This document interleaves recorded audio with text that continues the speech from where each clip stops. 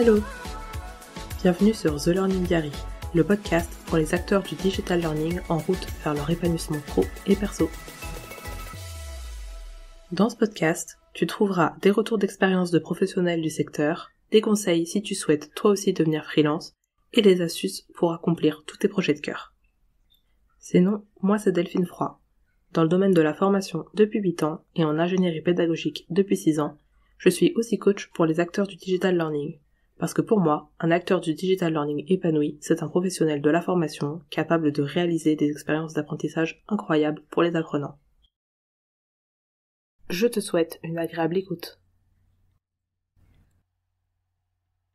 Hello! Aujourd'hui, c'est mon anniversaire. J'ai 31 ans et un jour, je suis tombée sur un podcast qui partageait les X croyances qui avaient aidé la personne à atteindre ses objectifs. Alors je me suis dit qu'aujourd'hui, je ferai un épisode avec les 31 leçons business que j'ai apprises, parfois dans la joie, parfois dans la douleur, pour que ça puisse te servir à toi aussi dans ton aventure. Et surtout, si tu as un business de freelance en digital learning et que tu es en début ou que tu es en plein développement d'activité, reste jusqu'à la fin parce que j'ai une surprise pour toi. L'année dernière, c'était le sommet des freelances du digital learning et cette année, c'est autre chose qui te sera tout aussi utile. C'est parti pour les leçons issues de mes 4 années à mon compte. Comme il y en a 31, je vais pas te dire les chiffres à chaque fois, mais je les enchaîne. Alors, l'entrepreneuriat n'est pas fait pour tout le monde.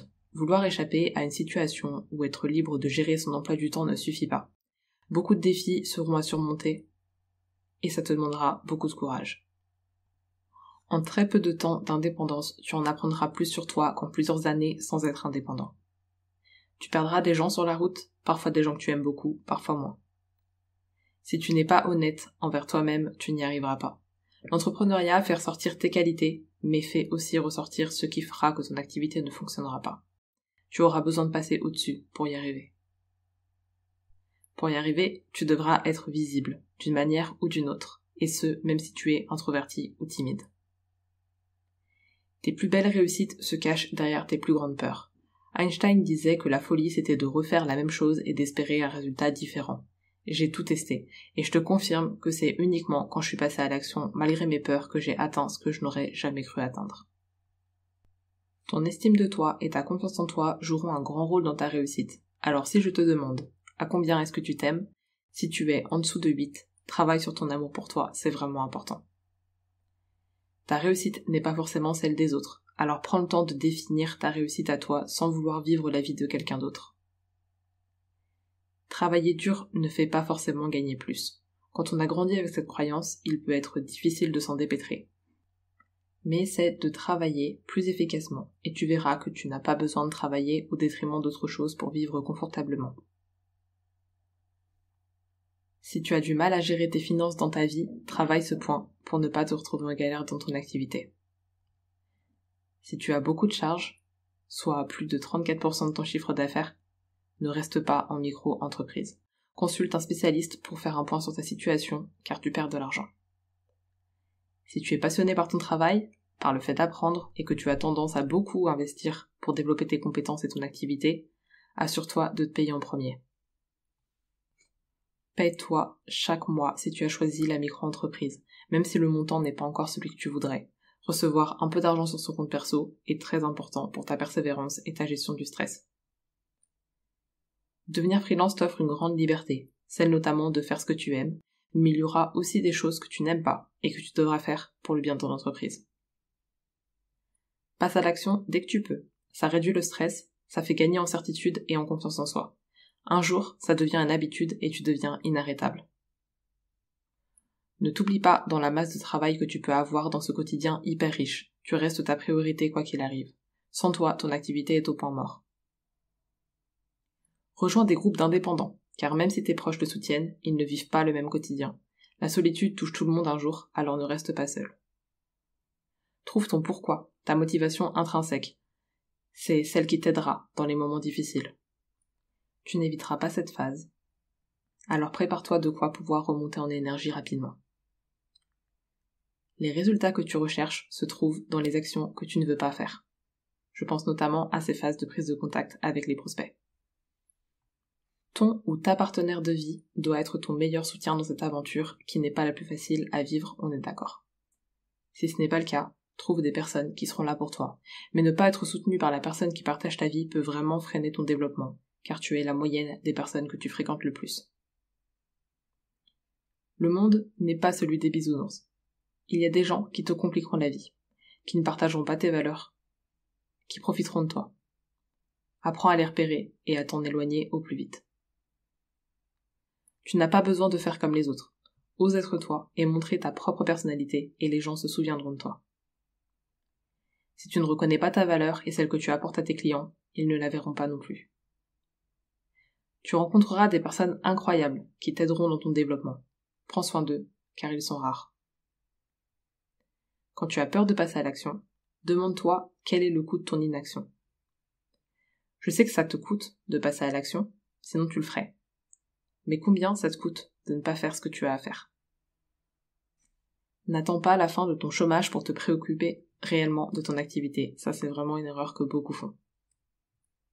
Quand tu crois avoir tout essayé, fais une pause et demande-toi si tu as vraiment tout essayé. N'abandonne pas au bout de quelques semaines ou mois. Les résultats finiront par arriver si tu persévères. Sois focus sur le chemin et non sur les résultats. Même s'ils sont importants, tu n'as aucun contrôle sur eux. Par contre, tu as le contrôle sur le chemin qui te permet de les atteindre. Pose tes standards dès le départ, tes limites, et respecte-les, sinon personne ne les respectera. Et enfin, la dernière, tout est question d'autorisation. Si tu t'autorises à faire ce que tu as en tête, tout sera plus simple. S'autoriser à faire, à être, est bien plus difficile que de faire ou être. Qu'est-ce que tu ne t'es pas encore autorisé pour faire décoller ton activité? J'ai utilisé l'impératif, pas tant pour te donner ces conseils, mais pour me rappeler à moi-même de garder ces points en tête. Est-ce que certains de ces points t'ont parlé? Viens me le dire si c'est le cas. J'imagine qu'on y passe tous plus ou moins un jour, et j'espère que ça aura posé quelques graines pour ta propre aventure. Maintenant, comme promis, la surprise. D'abord, je tiens à remercier toutes les personnes qui m'écoutent sur le podcast, même quand je ne sors plus d'épisodes et que j'en parle plus.